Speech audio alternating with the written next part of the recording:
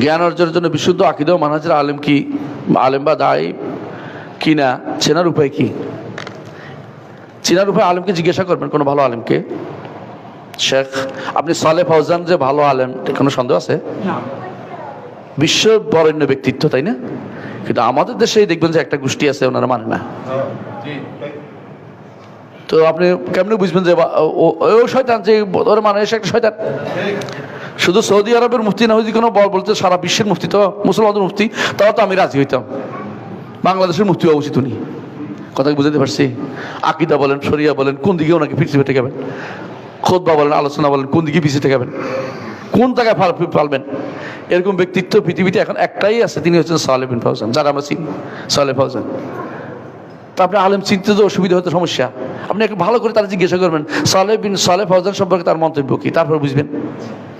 মানে আপনি বুঝবেন ইবনে তাইমিয়া সম্পর্কে মন্তব্য কি, শুনবেন। ইবনুল কাইয়িম সম্পর্কে কি মন্তব্য করে শুনবেন। আর আপনি দেখেন যে আবু মোহাম্মদ মাকদেসির খুঁজে বেড়াচ্ছে, হ্যাঁ, আরেকটা খুঁজছে কোথাও, ওই আমেরিকার কিটা,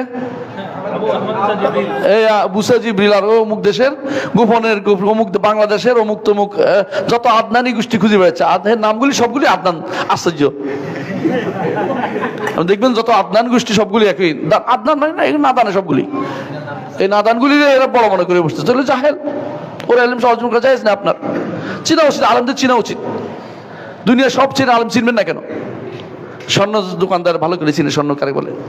ঠিকই টাকাটা দিয়ে 2 নম্বর স্বর্ণ কেনেন না। তো আপনি কেন টাকা, যার ব্যাপারে কোনো সন্দেহ থাকতে হয় না, এরকম লোক থেকে শিখেন।